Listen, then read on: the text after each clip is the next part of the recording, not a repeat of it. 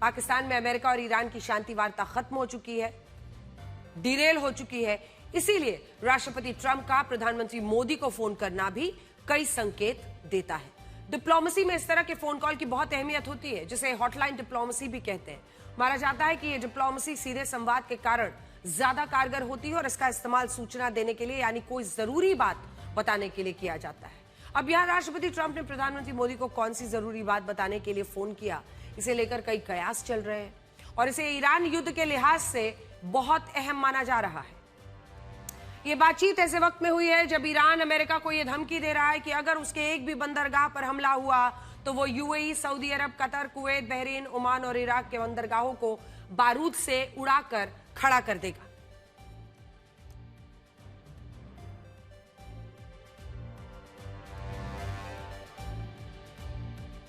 बंदरगाह पर अब पूरी चर्चा चल रही है, तो ऐसे में आज सवाल ये पूछा जाएगा कि क्या परिस्थिति बनती हुई दिखाई दे रही है। अगर आप इन तमाम देशों को देखेंगे तो आज चर्चा इस बात को लेकर है कि भारत क्या इसमें भूमिका निभा सकता है।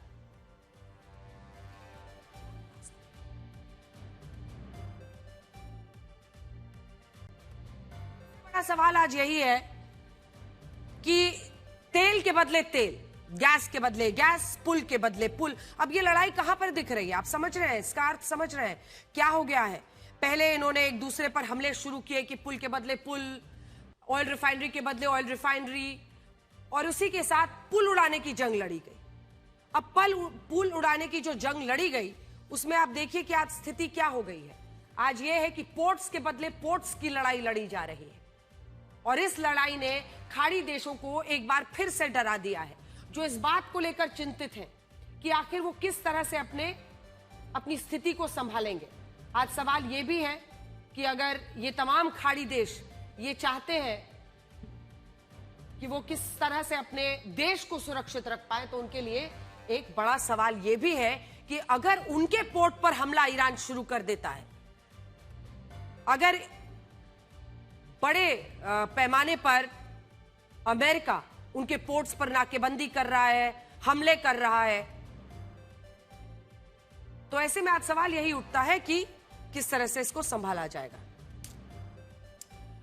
तो चलिए मैं आपको बड़ी स्क्रीन पर दिखाती हूं कि अमेरिका ईरान के किन बंदरगाहों पर हमले कर सकता है और ईरान इसके जवाब में खाड़ी देशों के किन बंदरगाहों पर हमले कर सकता है और निशाना बना सकता है।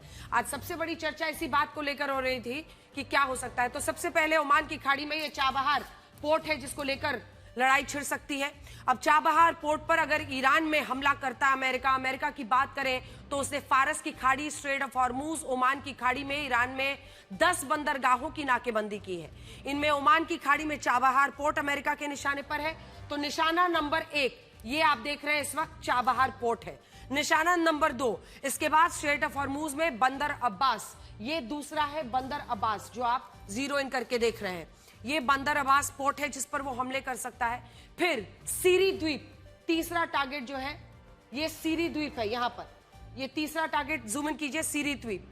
और इसके बाद चौथा टारगेट देखिए अस्लुए, जो चौथा टारगेट है लवान द्वीप पर भी हालांकि हमले कर सकता है और अमेरिका खार द्वीप पर भी निशाना कर सकता है। जहां जहां से जो ऑयल डिपो है ईरान का, जहां जहां से उनका तेल निकलता है उसी को लेकर चर्चा है और वहां वहां पर वो हमले कर सकता है। तो खार द्वीप, बुशेहर, एक और पोर्ट जो आप देख रहे हैं यहां पर स्क्रीन पर, इस पर भी वो हमला कर सकता है। असालुए पोर्ट, खार द्वीप, इमाम खुमैनी बंदरगाह, महशर पोर्ट और आखिर में खुर्रम शहर पोर्ट अमेरिका के निशाने पर। ये मशहर पोर्ट ऊपर में है, ये सब इस इलाके में आ जाता है और ये है खुर्रम शहर पोर्ट, खार द्वीप से आगे अंदर जाके लगता है। तो यहाँ का पोर्ट, यहाँ का पोर्ट, ये सारे पोर्ट्स जो ईरान के हैं वो अमेरिका के टारगेट पर है।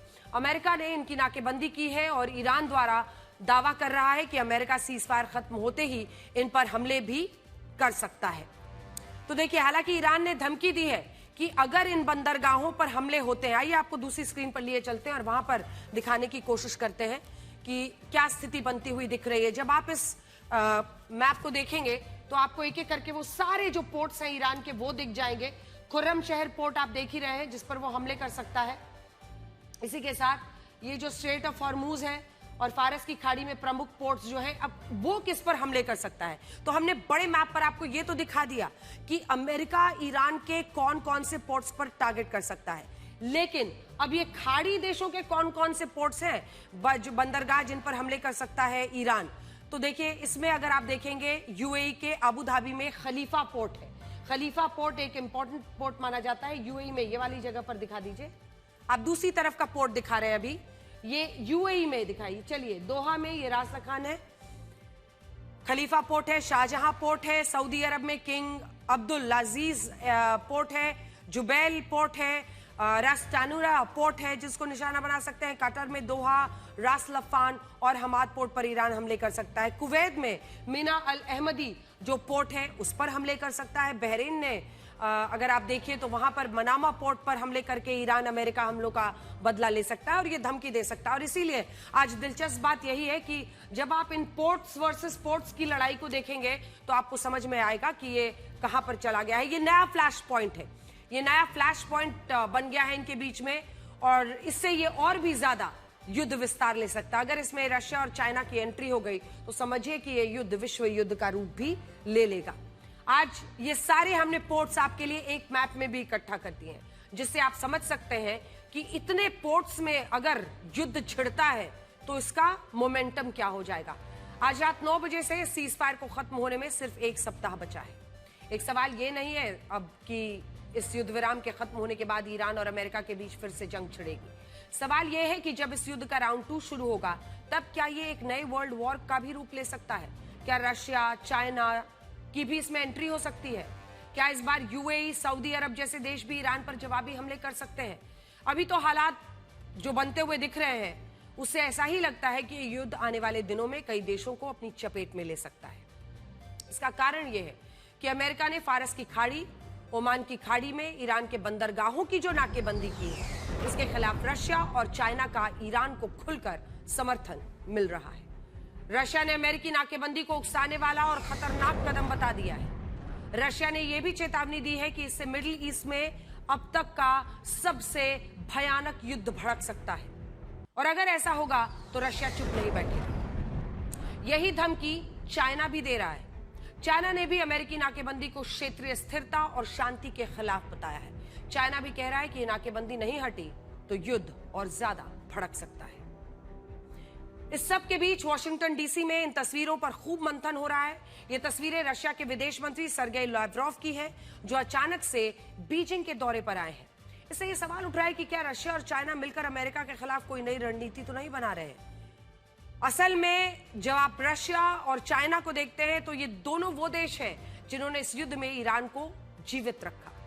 दुनिया ने तो यही देखा कि ईरान इस युद्ध में झुका नहीं, अमेरिका के सामने भिड़ा रहा, लेकिन कम लोगों ने समझा कि ईरान इसलिए नहीं झुका क्योंकि रशिया, क्योंकि चाइना उसके साथ थे, इसलिए ईरान नहीं झुका।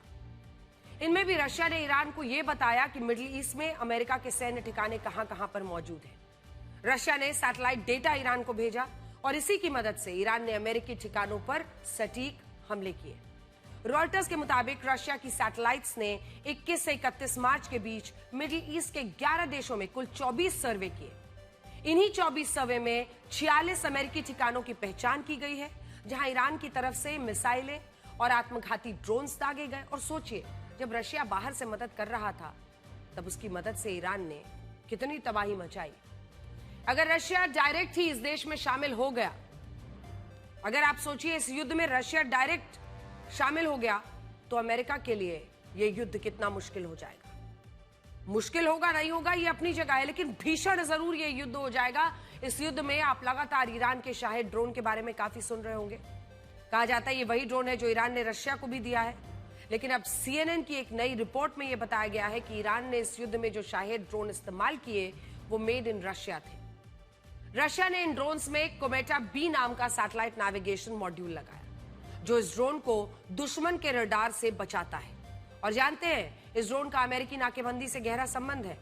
मैं आपको बड़ी स्क्रीन पर दिखाती हूं कि आखिर ये संबंध क्या है, क्योंकि जब आप देखेंगे तो स्ट्रेट ऑफ हॉर्मूज में अमेरिका खूंटा गाड़कर इस जगह पर बैठा हुआ है, वो नाकेबंदी कर रहा है। अमेरिका ने स्ट्रेट ऑफ हॉर्मूज के पास इसलिए नाकेबंदी की है क्योंकि वो रशिया और चाइना के उन जहाजों को पकड़ना चाहता है जो ईरान को हथियारों की चोरी छिपे सप्लाई कर रहे हैं। इसीलिए ईरान ने स्ट्रेटेजिक जगह पर, ये देखिए यहां पर उन्होंने अपना खूंटा गाड़ दिया है, क्योंकि यहां से वो तमाम जहाजों की तलाशी ले रहे हैं, क्योंकि उनको शक है कि चाइना, रशिया हथियारों की चोरी छिपे सप्लाई ईरान को कर रहे हैं। ये जहाज होते तेल और गैस के हैं, लेकिन इन्हीं में हथियार छिपा कर रखे गए होते हैं, ऐसा उसका दावा है। अब अमेरिका यहां इस जगह पर खूंटा गाड़कर बैठ गया है कि वो ईरान से आने वाले और ईरान जाने वाले जहाजों की तलाशी लेगा और उसे सप्लाई होने वाले हथियारों की ही आपूर्ति को रोक देगा। लेकिन रशिया भी एक बड़ा गेम खेल रहा है, जानते हैं क्या? तो कैस्पियन पॉलिसी सेंटर के मुताबिक रशिया ईरान को युद्ध लड़ने के लिए जो हथियार दे रहा है वो स्ट्रेट ऑफ हॉर्मुज से आ ही नहीं रहे हैं, वो आ रहे हैं कैस्पियन सी से। और ये कैस्पियन सी सागर का जो रास्ता है वो इस तरफ से है रशिया के जरिए। तो ये समझ लीजिए, ऊपर आपको रशिया दिख रहा होगा, ये है कैस्पियन सी जो डायरेक्टली लिंक करता है रशिया को ईरान से।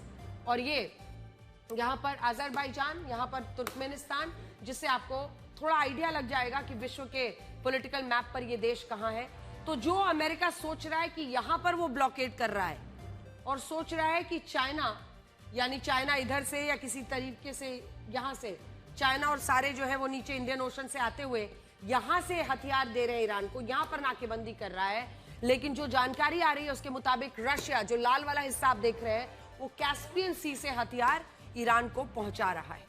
तो कैस्पियन सागर में अमेरिका चाहकर भी नहीं पहुंच सकता। कैस्पियन सागर 5 देशों से घिरा हुआ है, रशिया, कजाकिस्तान, तुर्कमेनिस्तान, ईरान और अजरबैजान। अब अमेरिका यहां आ ही नहीं सकता और इसी बात का रशिया और ईरान फायदा उठाते हैं। रशिया इसी रास्ते से ईरान को हथियार भेज रहा है और ईरान भी कह रहा है कि ये सीजफायर जिस दिन खत्म होगा उस दिन वो पूरी ताकत के साथ वापसी करेगा। अब यहां रशिया के बाद आप चाइना के रोल भी देखिए, उसका क्या रोल है, क्योंकि चाइना भी ईरान को इस युद्ध में लगातार हथियार दे रहा है। चाइना ईरान को मिसाइलों के जरूरी पुर्जे, आर्थिक सहायता, anti air missile defence system दे रहा है।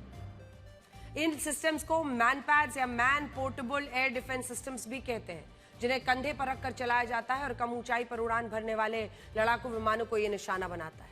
रॉयटर्स का दावा है कि चाइना ईरान को शायद ड्रोन की मोटर मिसाइल्स के लिए सॉलिड फ्यूल, रॉकेट लॉन्चर्स के लिए केमिकल्स दे रहा है और ये सारे हथियार शैडो फ्लीट के जहाजों से ईरान भेजे जा रहे हैं और इन्हें ही रोकने के लिए अमेरिका ने ये नाकेबंदी की है।